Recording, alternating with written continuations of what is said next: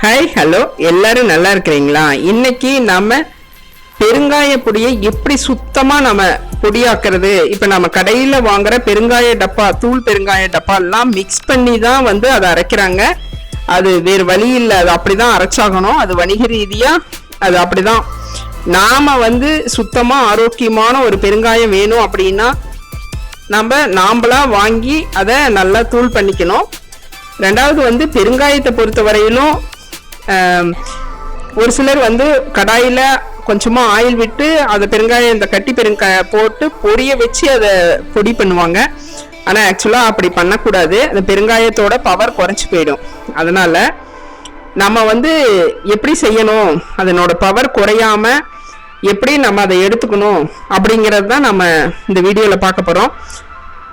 இந்த பெருங்காயம் ரொம்ப நல்லது. ஆக்சுவலா நம்ம ஃபுட்டுக்கு வந்து பெருங்காயம் போட்டோம்னா தான் இந்த கேஸ் பிரச்சனை எல்லாம் வராது, உடம்புல உபாதைகள்லாம் வராது. கண்டிப்பா பெருங்காயம் சேர்க்கணும். இப்ப நான் கட்டி பெருங்காயத்தை எடுத்து நல்லா கல் வச்சு ஏதாவது ஒரு பூரிக்கட்டையோ ஏதோ ஒண்ணு அதை வச்சு நல்லா வாங்கும்போது பாத்தீங்கன்னா ரப்பர் மாதிரி இருக்கும். அதை நல்லா தட்டி எலாஸ்டிக் மாதிரி நல்லா இழுத்து விட்டு அதை நல்லா சின்ன சின்ன பீஸா கட் பண்ணி ஒரே நல்லா அடிக்கிற வெயில்ல ஒரு நாள் வச்சிங்கன்னா போதும், நல்லா ட்ரை ஆயிடும், கெட்டியா ட்ரை ஆயிடும். அதை நம்ம கையில எவ்வளவு சின்னதா உடைக்க முடியுமோ அவ்வளோ சின்னதா உடைச்சிக்கலாம். அது நல்லா ட்ரை ஆனதுக்கு அப்புறம் குட்டி குட்டி பீஸா நம்ம கையில உடைச்சு போட்டு ஒரு மிக்சி ஜார்ல நல்லா ஃபைன் பவுடரா அடிச்சுக்கலாங்க. ரொம்ப கெட்டியா போட்டு அடிச்சிங்கன்னா பொடியாகாது, மிக்சி பிளேடு உடைஞ்சு போயிடும். நல்லா குட்டி குட்டி பீஸா அடிச்சிங்கன்னா பாருங்க நைஸ் பொடியாயிடும்.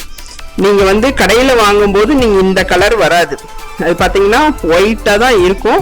அதுல எதுவும் மிக்ஸ் பண்ணி தான் அரைக்கிறாங்க. நாம வந்து வீட்டுல சுவையா செய்யலாம், ஆரோக்கியமா கலப்படம் இல்லாம செய்யலாம். இதை வந்து நாம ஒரு கண்ணாடி ஜார்ல சேர்த்து இது பண்ணி வச்சுக்கலாம். அதுக்கு நான் பாருங்க ஒரு குட்டி, எப்பவுமே நான் இப்படிதான் சேர்த்து வச்சுப்பேன்.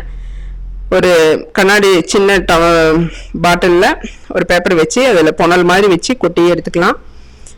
இந்த மாதிரி சேவ் பண்ணி வச்சுக்கிட்டிங்கன்னா நீங்கள் சாம்பாருக்கும் சரி அல்லது கேஸ் வர்ற உருளைக்கிழங்கு அந்த மாதிரி எதில் நீங்கள் கொத்தவரங்காய் இந்த மாதிரி ஃபுட்டுக்கெல்லாம் நீங்கள் சும்மா ஒரு குட்டி டீஸ்பூன் போட்டிங்கன்னா அந்த கேஸை ரிமூவ் பண்ணிடும்.